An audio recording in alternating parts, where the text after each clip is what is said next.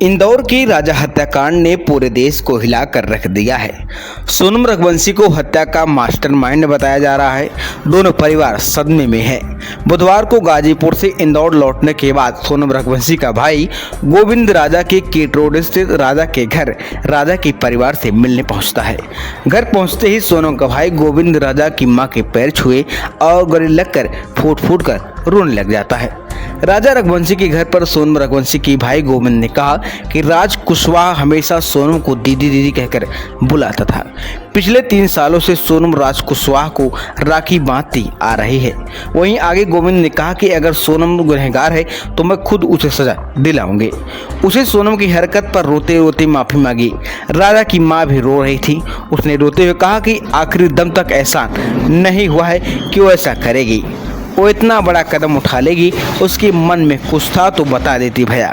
ऐसा मालूम होता तो हम शादी ही क्यों करते। राजा की मां ने कहा कि बहुत बड़ी गलती हो गई, मैंने उसे बेटी जैसा समझा था, उसने इतना बड़ा कदम उठा लिया। इस पर सोनम के भाई गोविंद ने कहा कि मम्मी मैं खुद जाऊंगा इसकी पेशी करने, सब चीज़ें मैं खुद करूंगा, आपको कुछ नहीं करना है, मैं सजा दिलवाऊंगा। सोनम के भाई गोविंद ने मीडिया को बताया कि मैंने माफ़ी मांग ली है।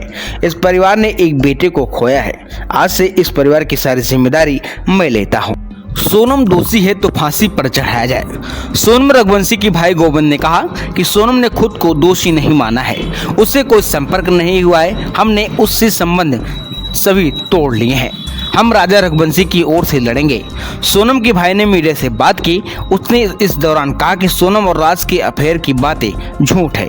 वह उसे राखी बांधती थी, राज भी उसे दीदी कर बुलाता था।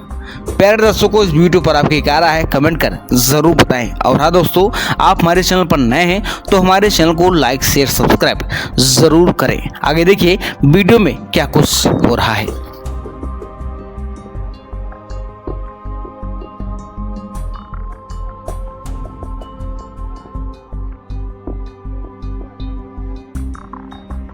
राज और उनके बीच में कहीं अफेयर था जो कि बिना इतना बड़ा, क्योंकि वो दीदी सिर्फ दिखाने के लिए बोलता था। नहीं, वो परमानेंटली हमेशा 24 घंटे सिर्फ दीदी दीदी बोलता था।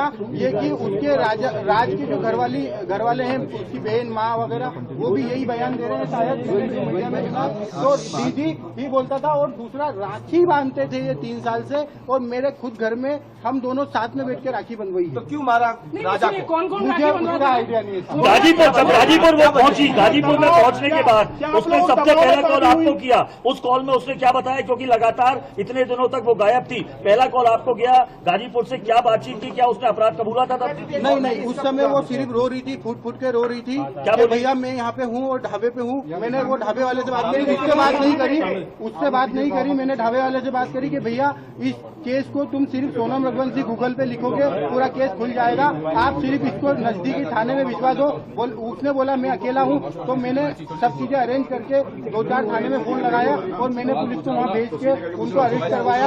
उससे 2-4 बार मेरी बात हुई थी, मगर उसमें कोई मैं ये नहीं पूछ पाया कि कैसे क्या करना, कैसे क्या किराने हुआ, क्या हुआ, क्योंकि वो फूट फूट के रो रही थी और घबराई हुई थी। अच्छा ये बताइए, आपकी क्या बात हुई गोविंद से? माता जी आपके पास वो आए, भावुक थे, रो रहे थे, आपसे माफी मांगी उन्होंने?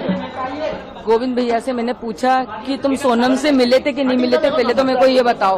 तो उन्होंने बोला कि मम्मी मैं सोनम से मिला था 3 मिनट के लिए।